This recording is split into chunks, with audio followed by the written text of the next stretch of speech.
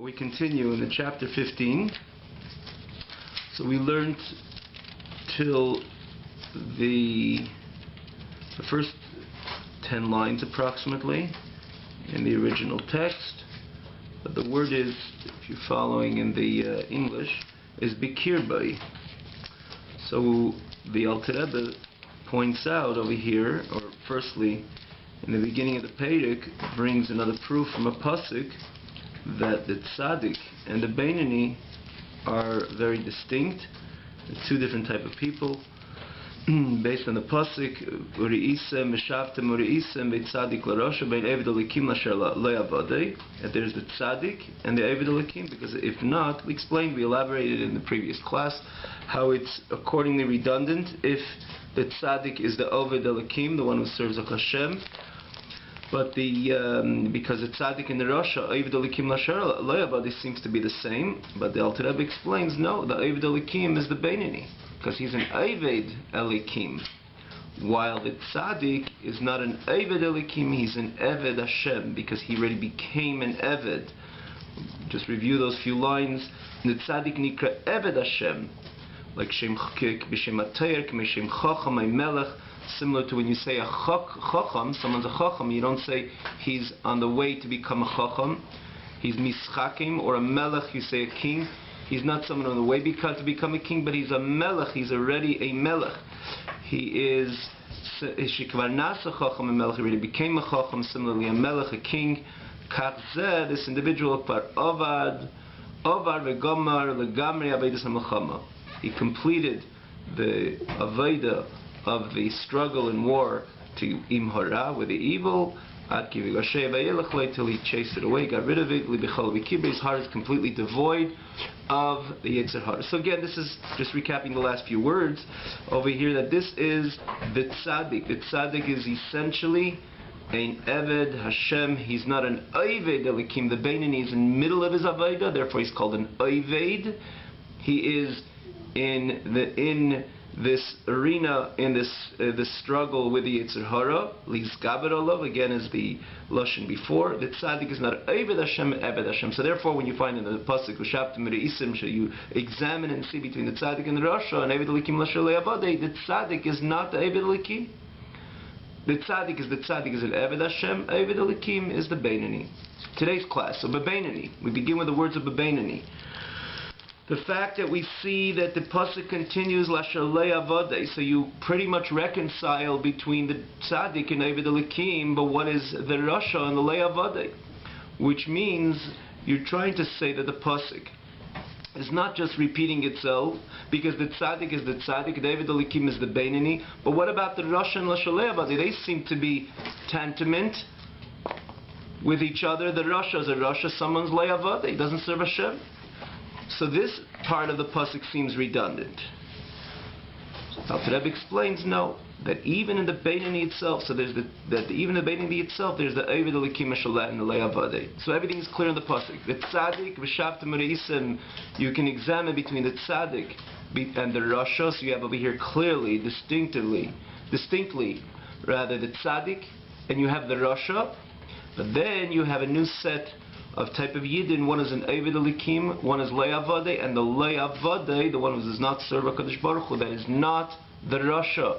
That is again referring to the beinoni. And in the beinoni itself, there is two levels of the beinoni. The beinoni is an Oved Elikim and Le'avadei. We mentioned this in the past, and in this Perek, Alter Rebbe predominantly points out something which he did not mention in the past, that in the beinoni itself, there's two types of beinonim. That there's a beinoni classified based on the classification of the Rebbe of the beinoni, that is somebody who never transgressed, never violated any mitzvah, not a mitzvah saying and a mitzvah like that. So he's never a rasha even once, because again, even if someone transgresses not only a ma'aseh, but even a dibur, even a machshav, even not only its action, but even a speech, but even one thought, he deliberately thinks something which Torah says you're not allowed to entertain your mind with. It's prohibited to think he's already a rasha. And the beinoni is never a rasha even once. So for sure he's out of the category of a rasha. So he's not the rasha what the pasuk is referring to, or the pasuk is alluding to. No, he's not a rasha. But the pasuk says that in the category of the Beinani. There's an Ovid Elikim, a Shalei Avadei. So they're both not Rishayim, both levels are not Rishayim, meaning they're Beinani, but one is an Ovid Elikim and one is an Ovid Elikim, which we explained. And it's so easy to understand that this is based on the description of the Alter Rebbe of the Beinani, that he's constant, in a constant battle with his Yetzer Hara, because Yetzer Hara is fully intact. So he is an Ovid Elikim. The Alter Rebbe introduces in this Perek mainly this Le'avada. So he's a Beinani, but he's Le'avada, he does not serve a Kodesh Baruch Hu. So how does that work?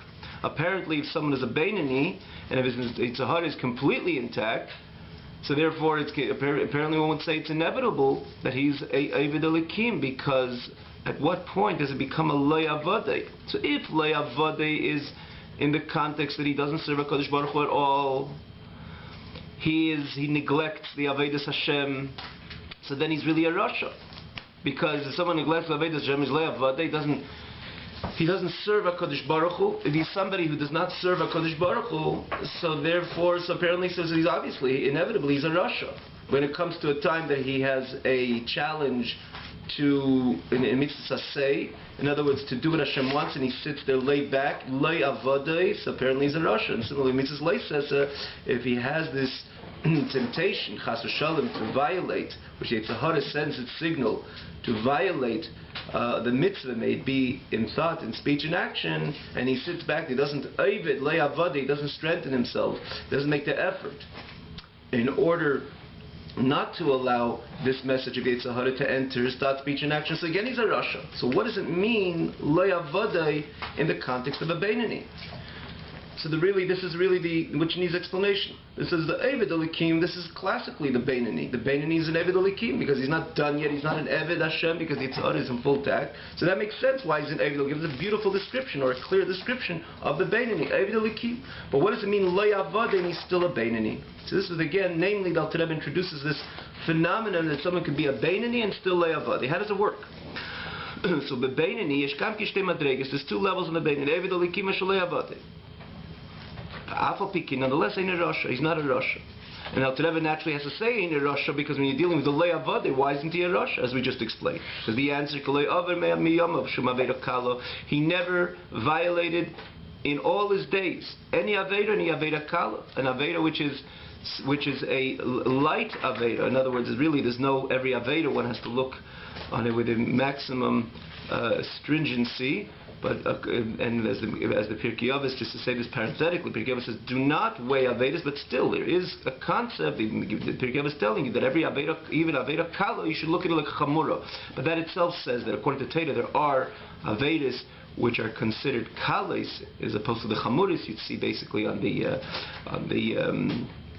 the consequence of the punishment, that itself defines the type of Aveda. So according to Teda, there is the phenomenon of Aveda Kala, Aveda Chamura, back to the text over here, the Shum Aveda Kala, back to the description of the Beinani, that he never transgressed any Aveda, any Aveda Kala. Even a light Aveda, he also never transgresses. We mentioned because if he does, he's called a Rasha, he's not called a Beinani.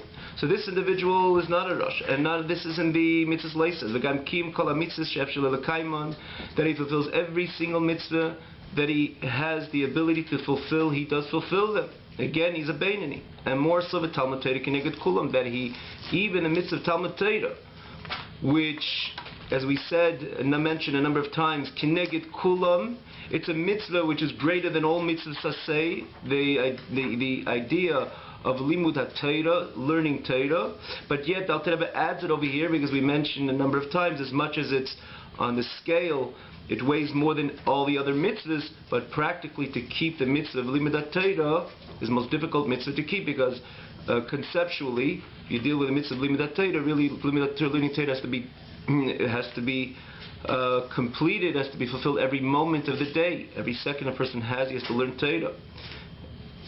Ultimately, for those who can't, those have different schedules, they have different obligations based on Torah naturally.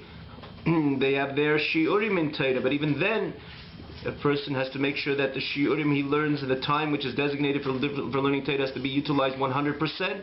So technically it's a harder mitzvah to keep, as we mentioned, as opposed to other mitzvahs. A person shakes a little of an esrog, he shakes it once, he does the mitzvah, doesn't have to do it again. Talmud Torah is a mitzvah which a person has to utilize every moment, which is again established and designated for him or someone who could learn more Torah, essentially every moment has to be utilized in learning that Torah. So here and again, if he deliberately does not fulfill the mitzvah to level Talmud Torah adequately, he's also not called a Bein, and he's called a Rasha. So here you're dealing with somebody that he fulfills, not only is careful in any chas v'shalom not to transgress any Aveda, even Aveda Kala. When it comes to the positive mitzvahs, he fulfills every single mitzvah that he has the ability to fulfill, but more so, the Talmud Torah Kineged Kol Mi also fulfills this mitzvah in a very complete manner. And v'lei pasik puma migirsa, he does not stop learning Torah. So again, how could you call him a lei avadai? How could we call him a lei avadai? Is it clear? How could we call him a lei avadai? And the answer, ela she'enei eiseh shul milchama me'etzer lenatzchei. He's doing everything he has to, but there is no war and there is no struggle with his Yetzer Hara. His Yetzer Hara was not transformed. His Yetzer Hara was not even a dent in his Yetzer Hara. But because, as the Alter Rebbe explains it, he has the Eir Hashem Hameid Al Nefesh Elikis, is the godly light which shines over his godly soul, Shemamayach, which is situated in his brain, in the intellectual dimension of man. In other words, in his mayach, as we mentioned in the previous chapters, when the Alter Rebbe describes or shows us where the Nefesh Elikis is primarily situated and where the Nefesh Bahamis is situated. And I say by the Nefesh Elikis primarily situated. If you remember, we said the Alter Rebbe writes primarily it's situated in the intellectual vessel, in the intellectual dimension of man.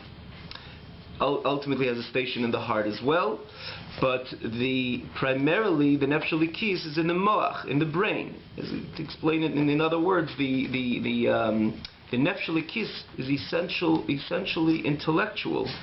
Everything it does is based on what's right, what's wrong, by definition. It's not just has its thoughts or lusts or temptations.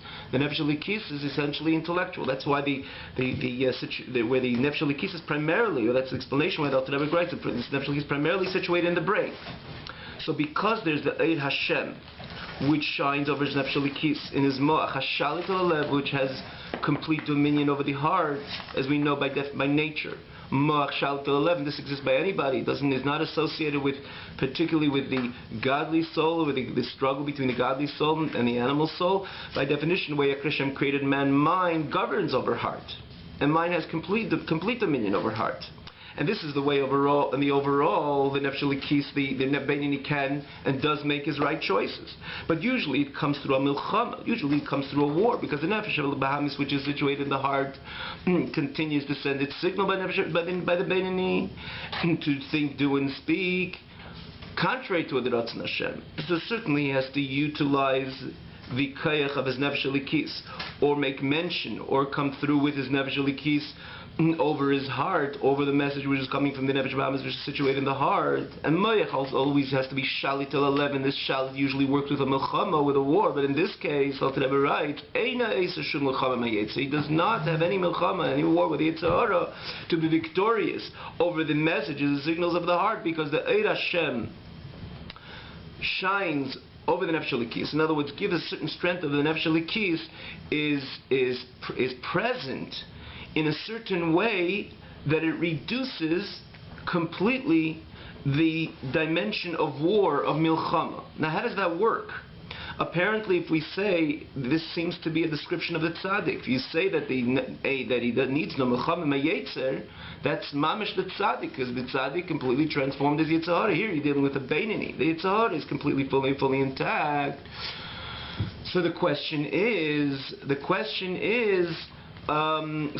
how does this work? Why doesn't he have that milchama? Why doesn't he have that struggle?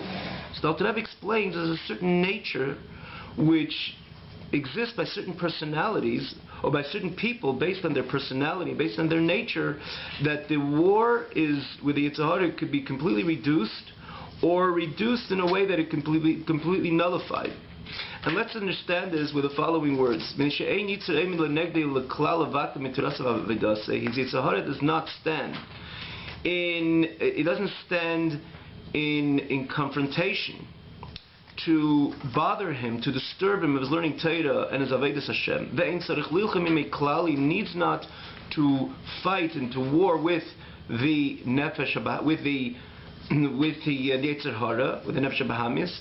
And ki kigoin, as an example, shu masmid bilimudei betivim iltudasei, that he's a masmid, meaning he's a diligent learner by nature from the time of birth, which means it's an innate nature that he has, which comes alidei tugburas hamara shcheira, which comes from an extra expression, a manifestation, or an increase of strength of his mora shcheira, which means I'm not sure how it's literally they translated in the English text, but it's mora shcheira means it's a certain expression which is associated with a mora, which it causes the person to be less upbeat in his spirit, which usually the consequence to this is that whatever he does, particularly in his intellectual pursuits, he becomes very diligent in his studies, and again his intellectual pursuits. In this case, not necessarily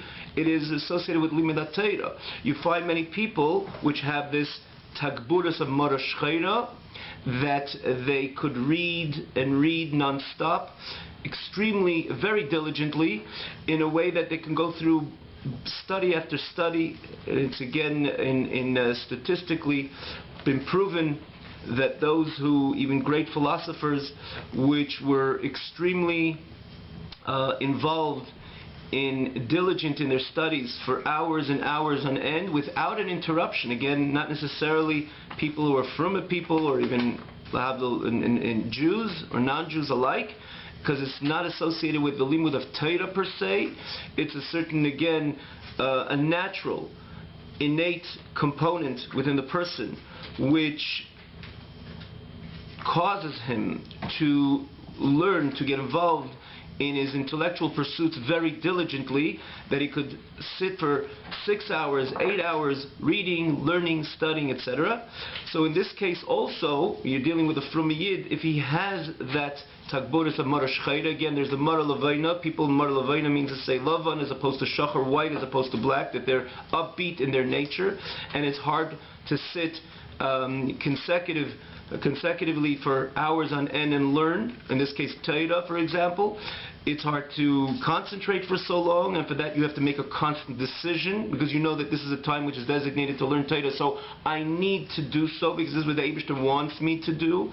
So when I have that struggle and I overcome that struggle, that is Avodah. They're part of that classification of the Beinoni and Oyevei Delakim, as opposed to this individual, because he has Tagberes of Mara Shcheira, by nature he's a diligent learner. So when it comes to Limudat Torah, he's a frumma yid. He knows that's part of the curriculum of a frumma yid. You do mitzvahs and you learn Torah. So when he opens a Gemara, he could sit 5 hours without stopping. Now, this learning 5 hours without stopping, would you call it Avodas Hashem? Cannot call it Avodas Hashem. He's certainly doing what Hashem wants. And again, that's why he remains the Beinoni. If this is a time that he can learn Torah, so he's learning Torah. Because if he stopped deliberately to learn Torah, he cannot be called a Beinoni anymore. He's a Rasha, because he's doing contrary to what Hashem wants. But his learning Torah, in the end of the day, he has these 4 hours to learn, and he doesn't interrupt for those 4 hours. The moment he opens a Gemara, for example, and he starts learning Torah, he's not interrupting for the next 4 hours, not because he's making those decisions in those 4 hours. This is a normal thing by him. This is his nature to learn Torah diligently, based, and again, at the Mara Shcheira, that again, this is one of the with the effects, or this is one of the symptoms of Mara Shcheira, that he's diligent in his learning. In this case, as a Yid which is learning Torah, he's diligent for hours on end to learn Torah, but there's no Avodah involved. And the same thing when it comes to, so he's a Beinoni, but he's an Eina Eved Elikim. He's not a Le'avade, rather, as the pasuk says, he's a Lasha Le'avade, he's a Le'avade. He's not serving a Kodesh Baruch Hu. There's no service involved, because he's not making a decision based on Avodas Hashem, on the notion of Avodas Hashem. This is something very natural by him.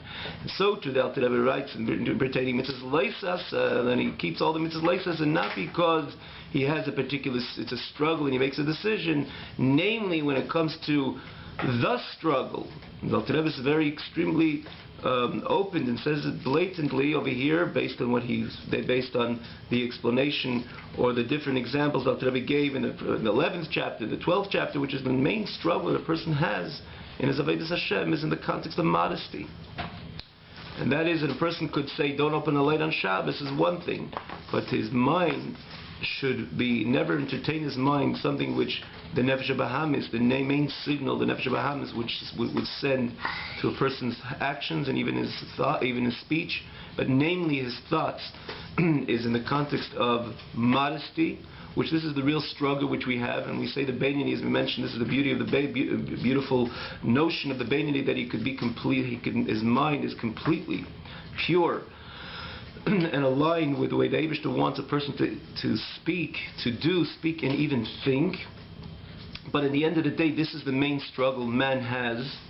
So the Alter Rebbe, when he speaks about this le'avada, so he says, I could prove you something, could demonstrate to you something, that when it comes to a case of le'avada, and he's still doing it Hashem wants, puts on tefillin, he has a mezuzah, but when it comes to the most difficult mitzvah to perform, which is the mitzvah of Limud HaTorah, which again, this is also part of the struggle which exists within man.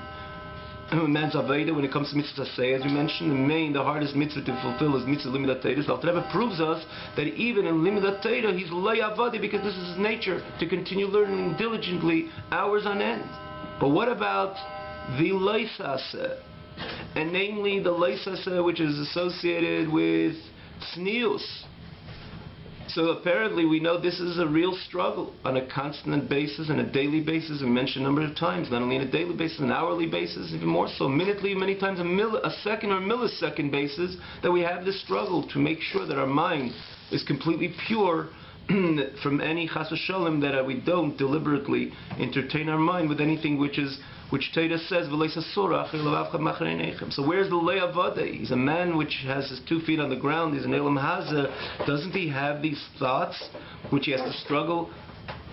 They should not enter into his thoughts. And again, if he does, so automatically he would be called an Eved Elikim. How could you completely uproot that term of Eved Elikim, or completely deny the Eved Elikim reality which apparently exists by every single person, and call him a le'avade, a Beinoni le'avade, in the context of tznius as well? So the Alter Rebbe says there are certain people which also mitzunani b'tivei, they're cold by nature. The Alter Rebbe writes Lashon ein milchama mitayvas nashim, he has no war of the innate nature, which the way man was, the Nefesh HaBahamis primarily attacks the person, again based on the innate signals, or the signals which the Nefesh HaBahamis sends into the mind of man based on his innate makeup, that he has these taivas nashim, the lust and desire associated again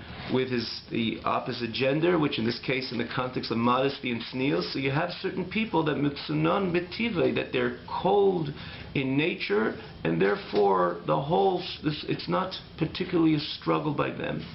And because it's not a particular struggle by them, so they have a complete clean mind. And again, so therefore their Aveda is aligned perfectly with Aveda of the Beinoni, because again his mind is very pure. But in the same token, it's not as a result of his decisions not to allow these signals to enter. No, he doesn't have l'chatchila of a milchama, because he's mitzunan b'tivei, because he's cold by nature. Means to say that he does not, the whole idea of keeping a clean mind is not associated with his Aveda. And so too, and all the other temptations, and the worldly temptations, which again, Sahara continues to send these signals that the person should connect himself to and derive pleasure from, and find his delight in. He is completely mechusar hergish, he's completely missing the hergish hanoah b'tivei, that natural pleasure of worldly matters by nature. He's missing it, he has no temptation to it. And there are certain people which this is their build-up and the way they are, harmoniously, the way their whole makeup is. In other words, like we mentioned before, the idea of Marash Cheda, when it comes to diligently learning for many hours, or the idea of mitzunan b'tivei. This is something which is embedded in the nature of this individual. Mechusa hergesh hana, the Alter Rebbe adds bitivoi, this is something part of his nature, and therefore it is not associated with a struggle, it is not associated with a war, it is not associated with a battle. And the Lachain Alter Rebbe continues, Ein tzarich lizbeinin kol kach bidulas Hashem. He needs not to ponder so much of the greatness of Hashem lahelu mebinasei ruach das v'yiras Hashem, to give birth, to produce from his pondering, from his knowledge in the greatness of HaKadosh Baruch Hu, a spirit of knowledge and yiras Hashem and fear of HaKadosh Baruch Hu b'meicha in his mind, lihishomer shalei lavet al mitzvahs leisasa, to guard himself, not to violate any mitzvahs leisasa, and conversely, when it comes to mitzvahs seva avas Hashem, the production of love of HaKadosh Baruch Hu based on his pondering and his perception in the greatness of HaKadosh Baruch Hu, which would usually cause l'davka by to cleave b'kima mitzvahs to fulfill Hashem's mitzvahs v'talmud Torah kineged kulon, and the Talmud Torah, which is kineged kulon, which this is a mitzvah saseh, which usually the person has to arouse a love to HaKadosh Baruch Hu in order to be diligent in the kima saseh, precisely when it comes to Talmud Torah. It is not so by this individual. So when it comes to a regular Beinani or a Vidalikim, most of the people which don't have this Marash Chayra or are not particularly Mitzuv Munani B'tiva, Memechusa Hergish Hana B'tiva, so then the reason why they're careful or even scrupulous not to mitzvah, not to transgress a mitzvah is because he has to have God on his mind. He ponders on the reality of God, he ponders on the greatness of God, and he produces a fear of Hashem and a love of Hashem, a fear of Hashem, to guard himself, to be careful not to transgress, not to violate the mitzvah say. And this is all what's happening when the person is confronted with the temptation to chas v'shalom transgress a mitzvah leisasa. He right away thinks about the greatness of Hashem, produces a fear in his mind, or ultimately man becomes manifest in his heart, and he says no.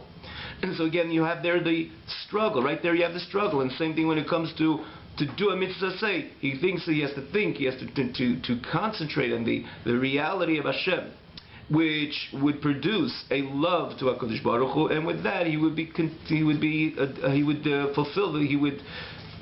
mekayim the following mitzvah which comes to hand. Or if he's learning Torah and he knows he has an hour and a half or 2 hours, for example, to learn Torah, and he's a Mara Levaini, something which he has to make an effort, he's ready to stop because he's not particularly in the mood of learning, but he understands, and he ponders on the greatness of HaKadosh Baruch Hu, and he arouses the love of HaKadosh Baruch Hu, that he's going to continue learning, that entire 2 hours will be utilized in his learning Torah. And that's why that this is the Beinani, that even mitzvah in Talmud Torah, he is careful. And as we said again, if he's not called the Beinani. And in order to be a Beinani, when you're the average person who does not the Marash Chayra, you have to ponder constantly the greatness of HaKadosh Baruch Hu and produce fear and love of HaKadosh Baruch Hu in order to be constantly aligned with Ratzon Hashem. But by this individual, by this individual, he does not have to do that, and therefore he's not leichem, he's not struggling, and therefore he is called the Beinani, but he's called Le'avadeh. But how does he maintain? Why is he ultimately learning Gemara? Why isn't he reading Stama book if he's just a diligent learner?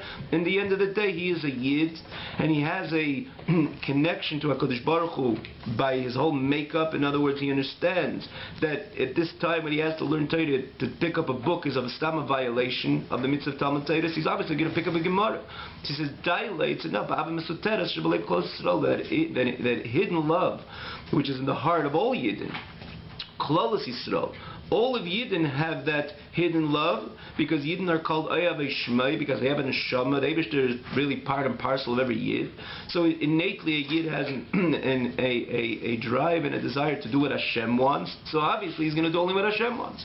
And as Alter Rebbe is adding over here, it's not Stam, he doesn't have a war. He's ultimately has something is associated with the Eibishter, something associated with godliness over here because he's picking up a Gemara and he's not picking up any other book. So the answer is because he's a Frum Yid. And as a Frum Yid, he's going to do what Hashem wants.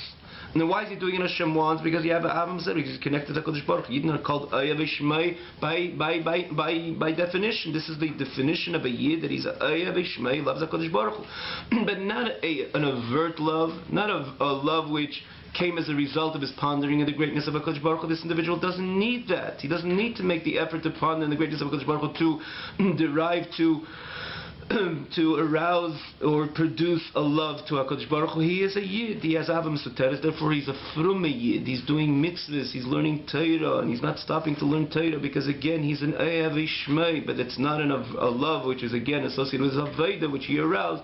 It's just a love because he's a Yid. And he's a Yid, he's Ava Mesuteres. And therefore, you could clearly describe this person as Eine Nikra Eivid Klal. He's not called serving HaKadosh Baruch Hu because Av is Mesuteres Eine Pulasi. The fact that he has this hidden love to HaKadosh Baruch Hu is not something which he accomplished. It's not Vavedasai Klal. It's not his accomplishment. It's not his service. This is an inheritance from Avraham Yitzchak Yaakov Lekal Yisrael to every single Yid who commissions Baruch Lakam, like the Alter Rebbe is going to explain. He begins this whole explanation of the Ava Mesuteres in the 18th chapter, which Alter Rebbe gives a fair, relatively long arichas, and elaborates much on this whole phenomenon of the Yid. Does the Yid begin with his Aveda, or he begins with something which his connection to HaKadosh Baruch Hu begins with his input, or it's something which comes by birth? And this, again, it begins in chapter Yud Ches, and it becomes a foundation to a whole explanation of the Yid's ability to be constantly on guard in his leises and constantly on guard as mitzvah. But again, that's a whole aricha starting from Yud Ches, finishes in Perek Chavav. But in the end of by Perek Chavav, but here the Alter Rebbe is alluding to this Ava Mesuteres, namely just to point out that this is something which is an inheritance from Avraham Yitzchak Yaakov. It's not something that he accomplished. So what do we see over here? To sum it all up, these few lines over here, Alter Rebbe is showing us that a person could be a Beinoni, 100% aligned with Avodas Hashem, but yet he could be classified, and this is what the pasuk is alluding to, the Loi Avadei. He's not serving HaKadosh Baruch Hu because his mitzvahs say there's no Aveda, even in mitzvahs Leisa there's no Aveda. We will stop over here. Be'ezus Hashem, we will continue the next class next week, but just to point out that the Alter Rebbe is going to show us that even in somebody who really is an Eved Elikim, it could come, this notion of Avodah and Le'avodah could be even if in somebody who begins as Avodah Hashem as a Beinoni, as Avodah Beinoni, as Avodah, that he serves HaKadosh Baruch Hu, but once you get used to a certain service, you could again be a Le'avodah. You know, as Alter Rebbe is going to show us, this Le'avodah is not just describing a certain person, which has this Morash Chayra, a Mitzunon B'tivei, Mechusa Hergesh Anoah B'tivei. Just, we know that it exists, but most of us are the Beinanim, which have to be Eved Elikim, which we have to constantly serve and struggle and so on. Alter Rebbe is going to show us that ultimately this term Le'avodah is ultimately connected, or it's relevant to our Avodas Hashem even as Evdei Elikim, because at many times we could get used to a certain Avodah. For example, a person could work very hard to learn for an hour without interruption, so at that point he's a Beinoni Eved Elikim, but if he does it a few times, he's going to get used to it, and if he gets used to it, this becomes again part of his nature, Teva Sheni. So then in his something which began as an Eved Elikim, that itself can become Le'avodah. So what is the solution to that? If he wants to be an Eved Elikim, instead of learning an hour, learn an hour and 15 minutes. And if you can learn an hour and 15 minutes without interruption, you make an effort, and you call an Eved Elikim, and then you get used to that, for example, so then that hour and 15 minutes also becomes Le'avodah, and the only solution to that is learn an hour and 20 minutes, or an hour and 25 minutes. So where's the end? There is no end, because Hashem is Ein Sof, His mitzvahs are infinite. Hashem is infinite, His mitzvahs are infinite. The amount that we can invest in Avodas Hashem is also infinite. And it doesn't matter if a person lives 100 years, 200 years, ultimately, by definition, Torah mitzvahs, the aimek, the depth of Torah mitzvahs is Ein Sof, and for only one reason, because it's coming from HaKadosh Baruch Hu, which is Ein Sof, which is infinite. So there is no end, and therefore a person can, and therefore ought to always increase when he finds that a certain complacency in his Avodas Hashem, even though if he looked at his calendar and he sees that he learned so much and he got the best esrog and he has a beautiful pair of tefillin and he makes sure he's careful in all mitzvahs, there is always room, not always room for improvement, but in our mandate as Eved Elokim, we ought to improve, because once that becomes our second nature, so that whole Avodah is not associated with Avodah in the context of struggle and work. And again, this is part of the real, the Beinoni, the real Beinoni, the quintessent type of Beinoni, is the Eved Elokim as opposed to Lei Avodah. So when we find the Lei Avodah in an Eved Elokim, we have to know that it's time to do more. May it be in Torah, may it be in Kiyum HaMitzvos, and again in our how careful we are on Mitzvahs Leisos. And have a wonderful evening.